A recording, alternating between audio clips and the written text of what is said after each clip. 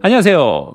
까칠 교수입니다. 여러분 더운 날씨 가운데 잘 지내고 계시죠? 그동안 제가 이 채널에서 뇌과학에 대해서 가지고 계시는 사람들의 많은 오해들을 조금 다뤄본 적이 있습니다. 예를 들면 우리는 우리 뇌의 10%만 사용할까? 혹은 머리가 크면 IQ도 더 좋을까? 이런 이야기들을 드려봤는데요. 근데 사실 제 주전공이라고 할 수 있는 교육학에도 이런 오해들이 존재합니다. 즉 사람들에게 많이 알려져 있는 이론이고 이야기이긴 하지만 사람들이 잘못 이해하고 계시거나 혹은 그 효과가 그렇게 크지 않은데도 불구하고 굉장히 많은 사람들에게 알려졌고 그 효과를 지나치게 맹신하고 계시는 그런 교육학의 이론들이 있습니다. 그런 것 중에 하나가 학습 유형 이론, 즉 러닝 스타일이라고 하는 이론입니다. 제가 얼마 전에 다뤘던 성격 유형 이론처럼 학생들에게는 자기만의 러닝 스타일, 즉 학습 유형이 있고 이러한 학생 개개인의 러닝 스타일, 그들의 학습 유형을 고려해서 학생들을 가르치게 될 때 학생들은 좀 더 좋은, 더 높은 성과를 나타내게 된다라고 하는 것이 이 학습 유형 이론이에요. 사실 이 학습 유형 이론은 교육계 전반에 굉장히 광범위하게 퍼져 있습니다. 그러다 보니까 학습 유형에 대한 분류 그리고 학습 유형에 대한 이론들도 굉장히 다양합니다. 그래서 데이빗 콜브 같은 사람은요,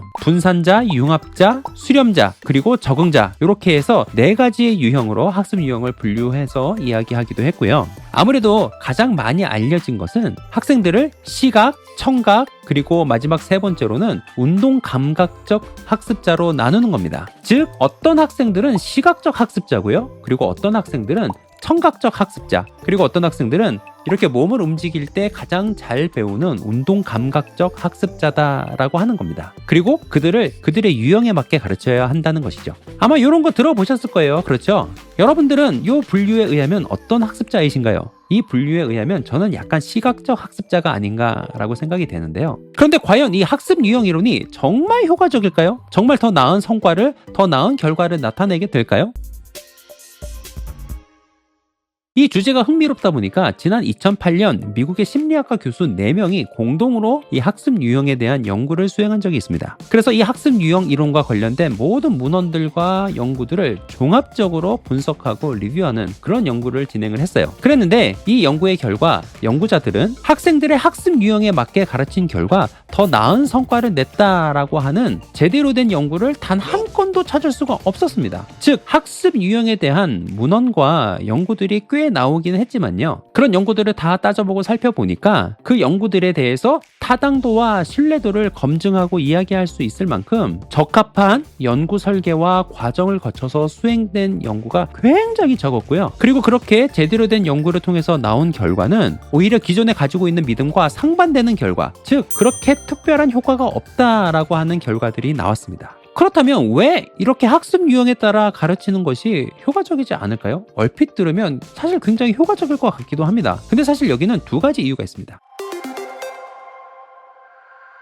일단 첫 번째로 우리들이 대부분 생각하는 학습 유형이라고 하는 거는 사실 학습 유형이라고 보기보다는 학습 선호로 보는 것이 훨씬 더 좋습니다. 즉 이 학습 유형이라고 하는 것은요, 학생들이 가장 잘 배우는 어떤 방법이다라고 하기보다는 학생들에게 있어서 가장 익숙하고 그리고 학생들이 가장 선호하는 그런 학습의 방법일 뿐입니다. 예전에 제가 감자를 깎는 분을 한번 본 적이 있었어요. 근데 그분이 감자를 어떻게 깎냐면은 이렇게 큰 식칼로 감자를 이렇게 긁어가지고 감자를 깎는 거예요. 그래가지고 제가 이상해가지고, 아니 왜 그렇게 감자를 식칼로 긁어서 깎아요? 감자 깎는 칼로 감자를 깎으면 더 편하고 더 쉽고 빠르게 잘 깎을 수 있는데 왜 식칼로 이렇게 긁어가지고 까냐고 제가 물어봤습니다. 그랬더니 그분이 하신 얘기가 뭐냐면은 그냥 감자를 자기가 식칼로 이렇게 깎는 게 편하대요. 이게 익숙해져가지고 감자 깎는 칼로 깎는 것보다 훨씬 더 이게 더 편하다, 이렇게 이야기를 하시더라고요. 그래서 제가 그 옆에 감자 깎는 칼이 있길래 제가 깎는 것도 보여드렸어요. 이렇게 하면 더 빨리 깎을 수 있잖아요. 그러면서 감자 깎는 칼을 권해드리고 그랬죠. 그랬더니 이제 그분이 감자 깎는 칼로 이렇게 좀 깎아 보시더라고요. 근데 제가 잠깐 뭐 딴 데 보고 다시 돌아와 보니까 여전히 그분이 다시 처음의 방식인 식칼로 이렇게 긁어가지고 감자를 깎고 계시더라고요. 그러면서 자기는 이게 더 편하다, 이렇게 말을 하시더라고요. 그러니까 이런 겁니다. 사실 우리들이 학생들에게 있어서 익숙하고 편한 그런 방법이 있어요. 근데 그 방법이 가장 효과적이지는 않을 때가 있습니다. 이 학습 유형이라고 하는 것이 사실은 그런 거예요. 즉 학생들이 자기가 편하게 느끼고 선호하는 어떤 학습의 방법이 있을 수 있습니다. 근데 중요한 건 그게 그 학생에게 있어서 그리고 그 학습에 있어서 가장 효과적인 방법이 아닐 수 있는 거죠. 그냥 편한 거 내가 선호하는 것뿐이지 가장 효과적인 방법은 사실 아닐 확률이 있습니다.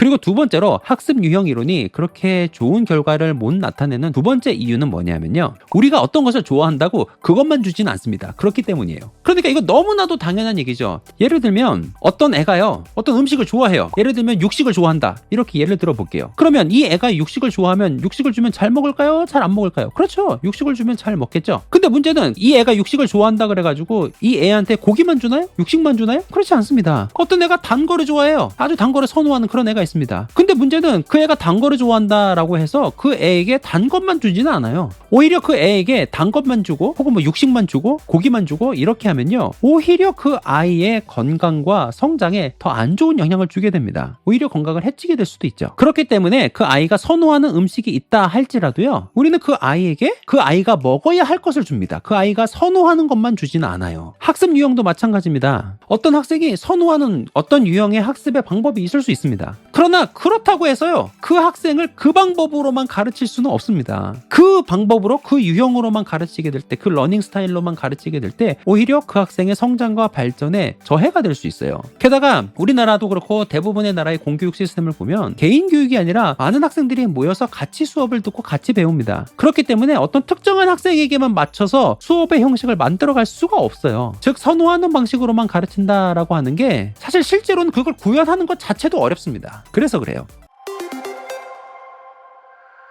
자, 그렇다면 러닝 스타일, 이 학습 유형에 따라서 공부하는 것이 그렇게 효과적이지 않다면 그럼 어떻게 가르치고 어떻게 공부하는 것이 가장 효과적일까요? 여러 가지가 있지만 이 학습 유형과 관련해서는 딱 두 가지만 말씀을 드릴게요. 일단 첫 번째로는 최대한 많은 감각을 동원하는 겁니다. 즉 최근에 뇌과학과 인지심리학이 이야기하는 최고의 가르치는 방법 그리고 최고의 학습 방법은 어떤 거냐면요. 학습 유형과는 전혀 상관없이요. 최대한 많은 감각의 체계를 사용하도록 하는 겁니다. 그러니까 아까 시각적, 청각적, 운동감각적 학습자 이런 얘기를 했는데 우리가 어떤 걸 배울 때 언어, 청각, 몸의 움직임 이 세 가지 다 사용하면서 배우면 그게 제일 효과적이라고 하는 겁니다. 그리고 학습자가 적극적으로 학습의 과정에 참여하고요. 또한 다른 사람이나 자기 자신을 위해서 배운 내용을 스스로 정리를 할 때 자기의 말로 이렇게 이야기해보고 하는 거 있잖아요. 이렇게 할 때 학습의 성과는 최고치로 나타나게 됩니다. 즉 더 많은 감각의 체계를 사용을 하고요. 적극적으로 배움의 과정에 참여하고 그리고 다른 사람에게 자기가 배운 것을 자꾸 이렇게 이야기하는 거 있죠. 이렇게 할 때 우리 뇌는 가장 잘 배우게 됩니다. 그리고 제가 최고의 기억법 그리고 최고의 복습법 이 영상을 한번 만든 적이 있습니다. 제가 여기에 또 띄워둘 테니까 그 영상을 참고하시면 도움이 되실 겁니다. 아무튼 이렇게 우리가 여러 감각을 함께 사용하게 될 때 가장 잘 배우기 때문에 사실 요즘 대학이나 또 중고등학교에서 온라인 수업을 하는 게 많은 약점과 한계가 있는 겁니다. 즉 아무래도 우리가 교실에서 만나서 직접 대면으로 수업을 하는 것보다 온라인으로 수업을 하고 이렇게 컴퓨터 화면이나 태블릿 화면을 통해서 수업을 듣고 배우고 하는 건요. 굉장히 1차원적으로 공부를 하게 되는 겁니다. 그러니까 우리가 교실에서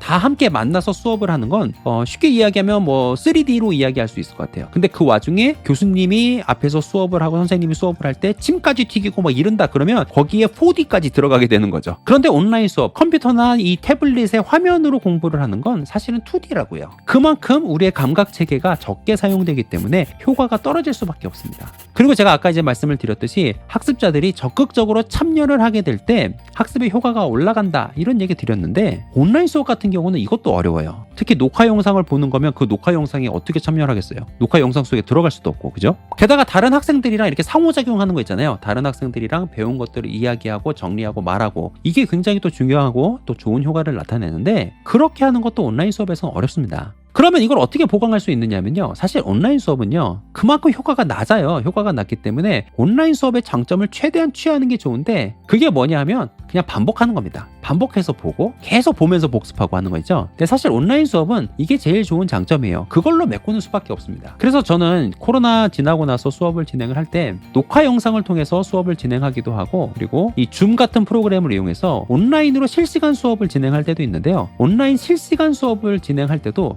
반드시 아주 특별히 기계에 이상이 생기거나 문제가 생기지 않는 한 꼭 그 실시간 강의를 녹화를 합니다. 그래서 학생들이 다시 반복해서 볼 수 있도록 올려줘요. 사실 그게 좀 필요합니다. 아무튼 최고의 학습법 첫 번째는요, 최대한 많은 감각 체계를 사용하는 거예요.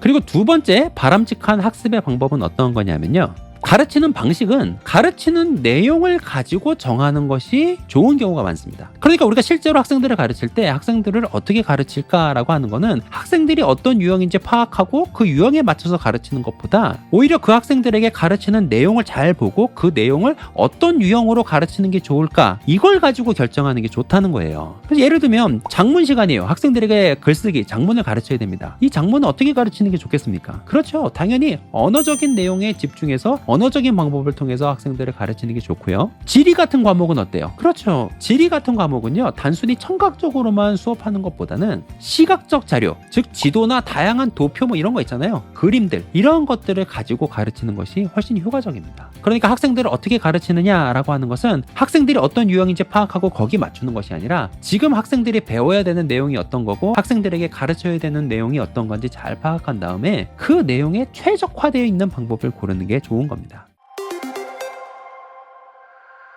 자, 오늘 영상은 여기까지입니다. 오늘은 좀 빠르게 정리를 해보도록 하겠습니다. 사실 그동안 제가 좀 벼르고 있던 컨텐츠들이 있어가지고 그 컨텐츠들을 다루다 보니까 매주 올라오는 영상의 길이가 좀 길지 않았나, 그런 반성을 좀 해봅니다. 아마 편집자분도 많이 고생을 하셨을 거예요. 그죠? 그래서 오늘 영상은 조금 더 컴팩트하게 마무리를 해보려고 합니다. 아무튼 오늘 학습 유형에 따라서 가르치는 것이 과연 효과적인가, 이 주제에 다뤄봤는데요. 사실 그렇게 효과적이진 않다라고 하는 사실 말씀드렸어요. 그러면서 왜 학습 유형에 따라서 가르치는 게 좋지 않은지 두 가지 이유 설명드렸고요. 그리고 바람직하고 그리고 더 잘 배울 수 있는 학습의 방법이 어떤 건지 또 두 가지 말씀을 드렸습니다. 오늘 컨텐츠가 어떻게 도움이 되셨나요? 오늘 컨텐츠가 도움이 되셨다라고 한다면 구독, 좋아요, 알림 설정하는 것 여러분 꼭 잊지 마시라고 다시 한번 부탁드리고요. 아무튼 부디 바라기는 오늘 컨텐츠를 통해서 저와 여러분 모두 더 잘 배우고 더 잘 성장하는 우리가 되었으면 좋겠습니다. 그러면 또 여러분 한 주간 잘 지내시고요. 저는 다음 시간에 또 준비된 좋은 컨텐츠 가지고 돌아오도록 하겠습니다. 안녕히 계세요.